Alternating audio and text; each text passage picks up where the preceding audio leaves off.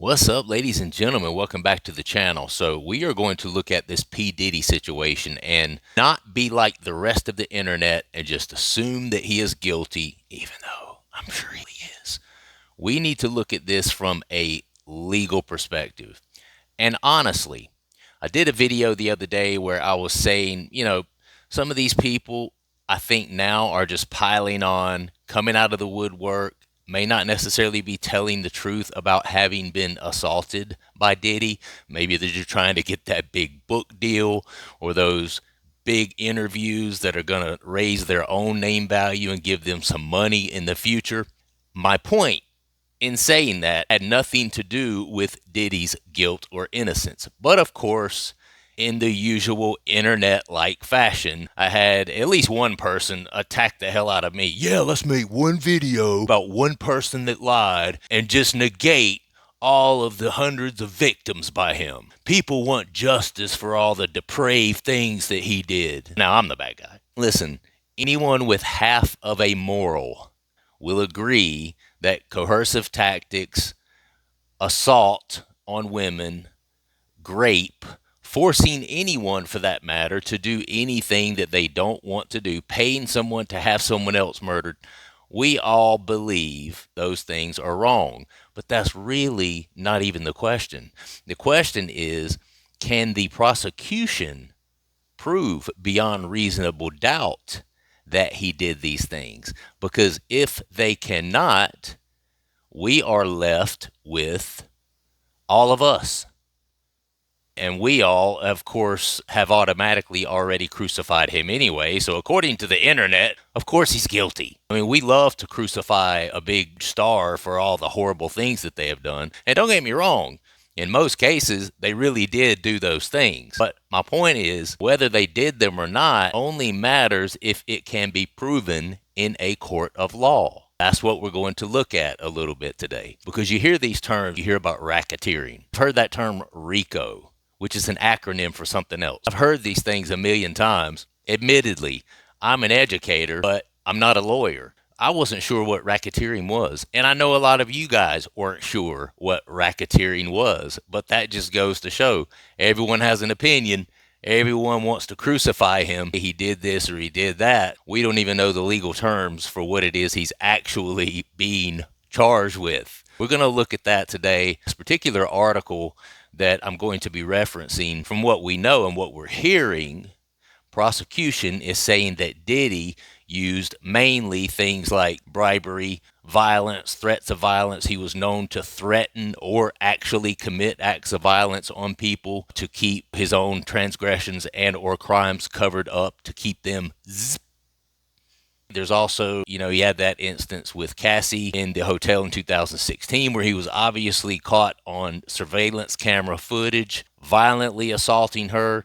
And then he apparently pays this hotel 50 grand so that he can get the tape of that and that it will never come out. Stuff like that Diddy is being accused of. All we can tell so far, more than likely guilty of all of these things, along with a host of other things that have to do with control, feeding his own perverse desires and stepping on as many skulls as he needs to achieve them. These are the things that Diddy is being accused of. Okay, so now that we know what racketeering is, what is this term RICO that keeps getting thrown around? Because the very first thing that I want to read to you in this article is to prove a RICO case. What's a RICO case? Stands for Racketeer Influenced and Corrupt Organizations Act. Basically, what that is saying, there are helpers, and it doesn't necessarily have to be named as an organization, like whoever he had on the side doing all his dirty work for him, flying in the sex workers, whether it be setting up the free calls, whether it be the one that goes to Sam's and buys the 1,000 bottles of baby oil, whatever it is, the organization doesn't have to have a name, but it can be an unnamed or unappointed group of people that are helping Diddy to create this sort of scenario where people are subject to every sexual desire or whim that P. Diddy himself may have. And all of these people that may be somehow involved in this, he supposedly blew that guy's car up, is a part of this whole RICO, this racketeering charge that they're hitting him with. We're going to expand on it as I read, okay? I want everyone to understand that it's the prosecution's burden to prove beyond reasonable doubt that all of these things are true of Diddy. When you look at that, and then you look at how Diddy and his team of attorneys plan to combat it and plan to defend themselves, you look at it and you're like, it's not an open and shut, cut and dry case like many people believe that it is. Now, is that me saying that he's not guilty? No, because there's two sides here. There's the prosecution and then there's the defense. Me looking both sides of that prosecution and then the defense may take is not me condoning what Diddy or anyone else involved with him has done. How will prosecutors make their case? To prove a RICO case, which we already know is Racketeering Influenced and Corrupt Organizations Act, prosecutors need to show that such a criminal enterprise existed and Combs participated in it by engaging in at least two of the so-called predicate acts they list in their indictment. Of course, those alleged predicates include the core claims of abusive sexual behavior, like the elaborate freak-off sex parties that are repeatedly detailed in the indictment. They also include everything that enabled that conduct and prevented it from being uncovered, including allegations of arson, kidnapping, and bribery, as well as obstruction of justice by pressuring witnesses to remain silent. So these are all of the things that Diddy is being accused of. Prosecutors say they've already interviewed more than 50 witnesses who have provided detailed, credible, and corroborated information against Combs, including many of whom saw or experienced the defendant's abuse. And the feds say they expect the witness list to continue to grow. We've witnessed that. I did a video about a week ago just talking about how it's almost every day. And for several weeks there, in the weeks following his initial arrest, incarceration, we were seeing a different case literally almost every day, sometimes two a day, where people are coming forward and, back in so-and-so, 2007, Diddy did this to me, or back in this year, I was here and I was around Diddy for this amount of time and somebody gave me a drink. The next thing you know, I was woozy. The next thing you know, I was getting raped by Diddy. We've been hearing all kinds of things. The government will back up that testimony with digital evidence, which it says it already has pulled from over 120 cell phones, laptops, and other electronic devices, as well as with physical evidence, like the infamous thousands of bottles of baby oil that made headlines last month. And there's the video of 2016 that shows Combs assaulting his then-girlfriend Cassie Ventura, which prosecutors specifically cite in court filings.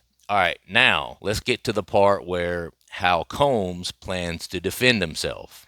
As in any American case, the burden will be on the government to prove beyond a reasonable doubt that Combs actually committed the many things he's been accused of. His lawyers don't need to present their own sweeping narrative or to prove his innocence. They just need to poke enough holes in the case against him that jurors aren't certain that he's guilty. Now listen, we have seen this, especially with high-profile individuals. The most famous instance of this ever has been O.J. Simpson. There have been subsequent books written by him himself detailing how it was that he went about murdering Nicole Simpson and her friend, Ron Goldman. Was he ever convicted of that murder? He was never convicted of it. But the reason for that is because the burden of proof is on the prosecution. The burden of proving innocence is not on the defense. And that really makes a difference. Whether all of these things are true about him are really completely irrelevant if the prosecution is not able to prove beyond reasonable doubt that these things are true. There's always that concern of, Is any of the testimony going to be shady? They're going to look at those people who are testifying against him, and they're going to say, okay, now what's this person's history? Sex workers. I can see it now. They're going to bring sex workers to the stand. Did Diddy force you to do this or force you to do that? But then you're looking at people who are sex workers.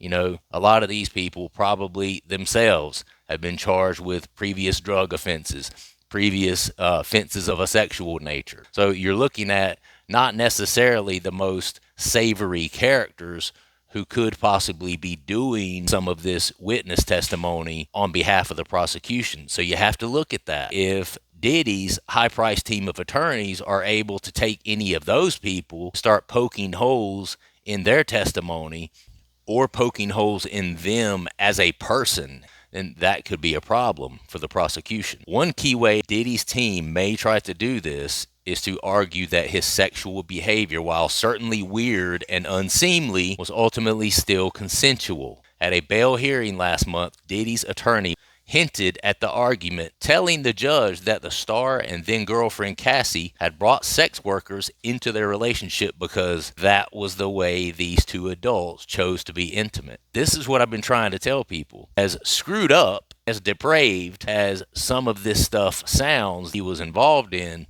it is all going to come down to whether this was consensual. Because these freak-offs, baby oil, people being involved in these sexual acts to a degree to where they had to rehydrate intravenously after the freak-off. All of that, as bad as it looks, goes from illegal to freaky, but perfectly fine with the one word, consensual. Did the women involved consent to this? Did the sex workers that were flown in and paid money to perform these sexual acts, did they all consent to it? And there weren't people being drugged and made to pass out. If they weren't forcibly, through coercion, threats of violence, drugging through these means to do some of these things against their will, then all of this freaky shit that we're reading about Diddy becomes perfectly fine, perfectly legal in concerns with the law. It all has to do with consenting adults. Did they consent to the acts in question? So there is one part of this video where I had to cut in and just say one thing. I also said at the beginning, remember that the prosecution supposedly has hours of digital evidence from cell phones, computers. From what we hear, Diddy had cameras near about every room of his home, and that's a big home. We talk about this evidence and the prosecution, the burden of proof being on them to be able to prove it. It's not only going to have to do with the consensuality factor, but it's also going to have to do with what is on that video, what is on that cell phone and that laptop, computer, security camera footage from inside that home when all of this stuff and these freak-offs and everything else was going on. If that stuff proves to be just too openly damaging to Diddy in his case, then I imagine the defense might take a different sort of approach, more like a plea deal. And they also can always argue, even if those tapes show some unsavory things going on, the defense is always going to argue, well, that was consensual. Those people agreed to do that. And so the defense is always going to argue that. Okay, so we kind of just to see how all of that shakes out, what kind of actual video evidence they do have against them. But, you know, when it comes to things like drugging, if any of that is seen in there, because this is one of the biggest claims, Diddy or someone from Diddy's crew would drug somebody's drink. If they are able to establish that through video evidence that stuff like that was going on, even one instance of someone being drugged unknowingly against their will, it's a wrap. They're going to look at that and they're going to say, well, because if they did that once, they would have done it 1,000 times. Counsel's statement suggests that they intend to present their own witnesses who will counter victim narratives that they were forced or coerced. The prosecution has to prove this forcible coercion on the part of Diddy. That's the key here. Because if they can't do that beyond reasonable doubt, and then you've got these jury members sitting here watching it all go down, got sex workers coming in, the defense is poking holes in them and their history, and so, well, this person, how do we know this person was, charged with drugs 5 different times and prostitution 10 different times in their lives? How do we know we can trust what they're saying? We're going to get some of that. There are other people that have been making accusations that were not necessarily sex workers and things. I understand that. The issue of consent is actually the key point of distinction between the new case against Combs and the earlier case against R. Kelly. Kelly's charges largely dealt with sex with minors, which is illegal under any circumstances. Such a defense would not have succeeded. With consent at play, in the Combs case, his defense attorneys will likely try to narrow the case down to specific incidents that undercut the prosecution's broader narrative. In all likelihood, the defense will try to focus the jury on snapshots in time, she says, arguing that on that particular day, a particular victim consented to sexual activity. Combs' attorney will also likely argue that the alleged misconduct simply doesn't meet the definition of racketeering and that prosecutors are abusing RICO. To make their case in appealing Kelly's conviction, for instance, his attorneys have argued that the government is stretching the federal statute to the point of absurdity by using it in such cases, potentially turning things like college fraternities into illegal RICO conspiracies. I'm just saying that's a pretty good argument right there. I mean, you're talking about the kind of sex and coercion that goes on in places like that. I was never in a fraternity, but I was near and around and at some of the parties thrown by fraternities. That is absolutely true. The coercion through drugs and drinking, trying to lessen people's inhibitions to get them in a state and in a point where they feel pressure to do certain things that they normally in other circumstances wouldn't do. Also, going about raising money to continually fund these activities that they're doing behind closed doors. Sometimes not behind closed doors. Well, behind closed doors of the fraternity house, but not necessarily behind closed doors with all the people that come and see these activities taking place. One crucial question ahead of any criminal trial is whether the defendant himself will testify in their own defense. It's often a terrible idea. Taking the stand can subject a defendant to withering cross-examination from prosecutors, and it can backfire badly if jurors don't like what they see and hear. That's probably why R. Kelly didn't testify in either of his 2 federal criminal trials. According to Agnifilo, Combs himself currently plans to take the stand. The attorney said, "I don't know that I could keep him off of the stand," and that he is very eager to tell his story. He has a story that I think only he can tell in a way that he can tell it in real time. The attorney said in the interview, seemingly referring to his relationship with Cassie. And it's a human story. It's a story of love. It's a story of hurt. It's a story of heartbreak. I'd like to add to that, it's a story of him chasing her down in a hotel in 2016, throwing her on the ground, kicking her, throwing vases at her. The defense is obviously looking out for the best interest of their client. That's what they're supposed to do. And I read recently that they're trying to make that, because the initial accusation is that the reason he did that to Cassie was because she was refusing to continue this freak-off session that they were currently in. Diddy's defense apparently has new evidence that shows that had nothing to do with a freak-off. It was only those 2 in the hotel. They had been there for several days. In terms of the whole racketeering charge and the coercion charge stuff, it does make a difference. Legally, it does make a difference. If it's just him and her and they had some sort of personal spat, no matter what, he's obviously guilty of assault on a female, which we all agree is wrong. But when it comes to the racketeering, the coercion to continue to participate in these freak-offs against her will, and when it comes to those things, you can't get that just from the video that it shows in 2016 of him violently assaulting her, right? Morally, why does it matter?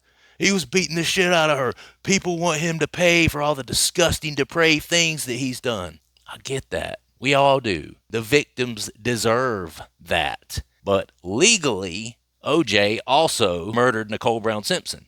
But the prosecution was unable to prove that without reasonable doubt. The defense did a marvelous job of poking holes in the prosecution's cases, in their witnesses, in their testimonies. No, the jurors couldn't all say without a shadow of a doubt, oh yeah, he definitely did it. He definitely did it. Even though most of them pretty much knew he did. Morality and legality are two different things. So when will the trial take place? And I'm going to end with this. Anyone accused of a crime in the U.S. has a constitutional right to a speedy trial, which in federal cases means a jury trial must start within 70 days. Though defendants often waive the right to give their attorneys more time to prepare a defense, Agnifilo has declined to do that so far, saying instead that he's going to do everything I can to move his case as quickly as possible. The reason the defense would want to speed things along is because that gives the prosecution less time to talk to people, less time to gather evidence, less time for more people and more accusers to come out of the woodwork and say, hey, Diddy raped me too. He did this to me too. And it makes it better for the defense. You know, if it extends on and on and on and the trial keeps getting put off and off and off and off, they find themselves in a situation where the prosecution is amply prepared, all of their guns loaded and all of the ammunition ready to really go in there and put a whooping on the defense. So obviously the defense is trying to get this thing going for a million reasons. For one, so Diddy can get out of jail. He doesn't like being in jail, and he probably is in depraved conditions. But two, they also are trying not to give the prosecution time to strengthen and bolster up their case. Okay. So anyway, I'm an educator. That's what I do. I like to educate people. And I educated myself in this process too. It caused me to do a little bit of legal study on what's really going on here. So, hey, I'll be interested to see your comments. Just don't jump in and hate on me thinking that I'm somehow like a Diddy sympathizer. Last time I did a Diddy video, I mean, I had one guy who was just like, yeah, do one video about one person that may have lied and shit on all of the real victims all at the same time. I mean, he didn't really say it exactly like that, but it's pretty much what he said. And I'm like, hey, bro, I'm not being accused of anything.